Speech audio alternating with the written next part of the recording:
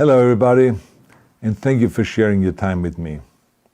I'm sending this message through various different channels to reach my dear Russian friends and the Russian soldiers serving in Ukraine.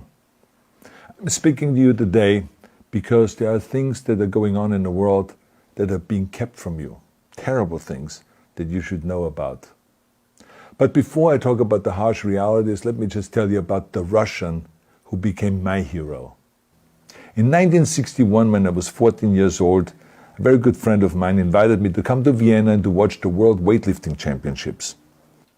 I was in the audience when Yuri Petrovich Vlasov won the World Championship title, becoming the first human being to lift 200 kilograms over his head. And somehow a friend of mine got me backstage. All of a sudden there I was, a 14-year-old boy, standing in front of the strongest man in the world. I couldn't believe it. He reached out to shake my hand. I still had a boy's hand. He had this powerful man's hand that swallowed mine. But he was kind, and he smiled at me. I will never forget that day. Never. I went home and I put his photo above my bed to inspire me when I started lifting weights. My father told me to take down that picture and to find a German or an Austrian hero. He got really angry, and we argued back and forth. He didn't like Russians because of his experience in the Second World War.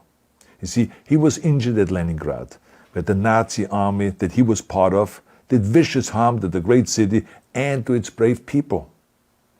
But I did not take the photograph down, no, because it didn't matter to me what flag Yuri Vlasov carried.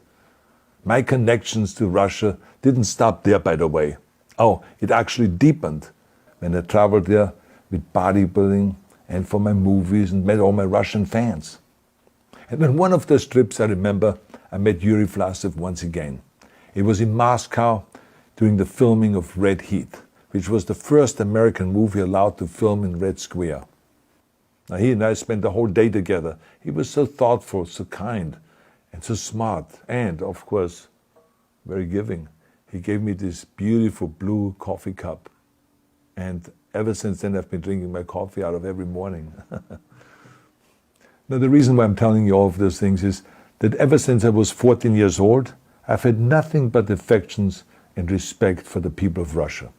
The strength and the heart of the Russian people have always inspired me. And that is why I hope that you will let me tell you the truth about the war in Ukraine and what is happening there. No one likes to hear something critical of the government, I understand that.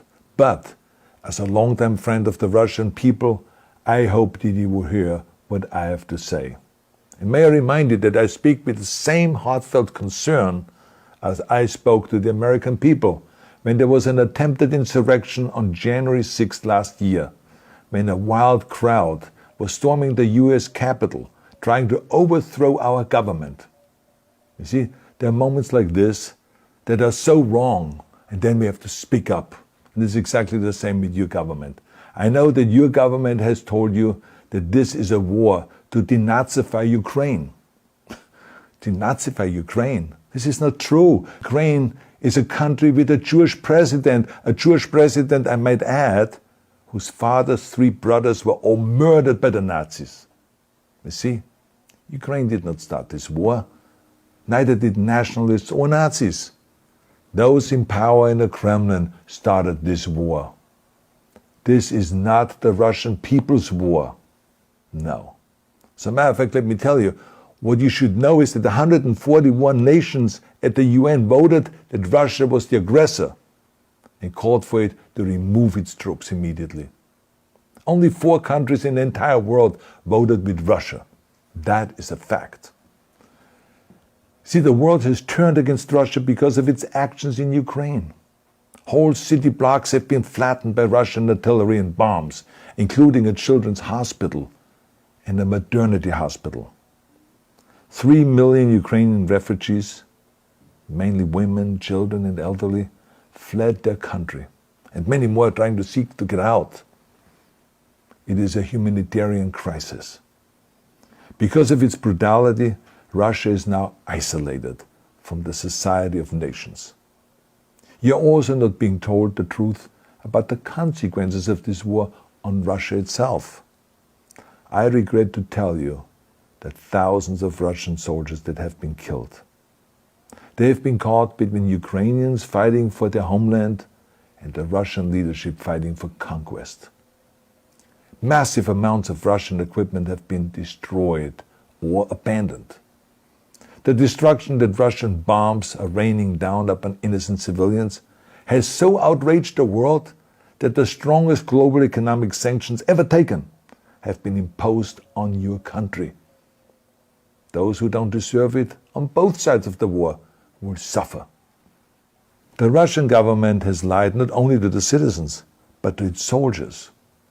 Some of the soldiers were told they were going to fight Nazis. Some were told that the Ukrainian people would greet them like heroes, and some were told that they were simply going on exercise. They didn't even know that they were going into war. And some were told that they were there to protect ethnic Russians in Ukraine. None of this is true. The fact is that Russian soldiers have faced fierce resistance from the Ukrainians who want to protect their families and their country. When I see babies being pulled out of ruins, I think that I'm watching a documentary about the horrors of the Second World War, not the news of the day.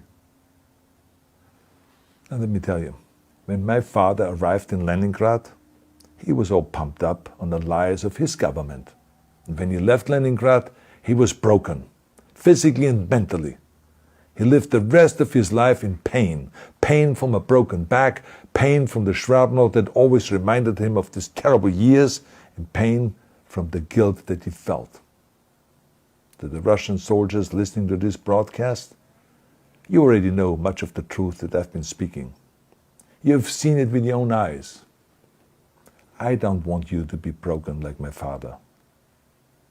This is not the war to defend Russia that your grandfathers or your great-grandfathers fought. This is an illegal war. Your lives, your limbs, your futures are being sacrificed for a senseless war condemned by the entire world. Now, to those in power in the Kremlin, let me just ask you, why would you sacrifice those young men for your own ambitions?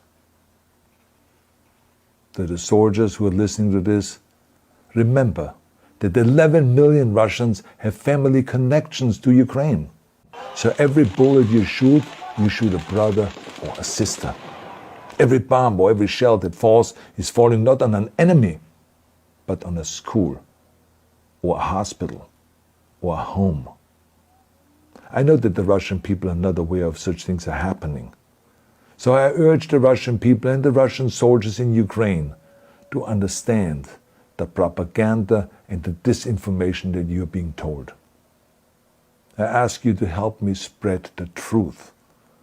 Let your fellow Russians know the human catastrophe that is happening in Ukraine. And to President Putin I say, you started this war. You are leading this war. You can stop this war. Now, let me close with a message to all of the Russians who have been protesting on the streets against the invasion of Ukraine. The world has seen your bravery. We know that you have suffered the consequences of your courage. You have been arrested, you have been jailed, and you have been beaten. You are my new heroes. You have the strength of Yuri Petrovich Vlasov. You have the true heart of Russia. My dear Russian friends, may God bless you all.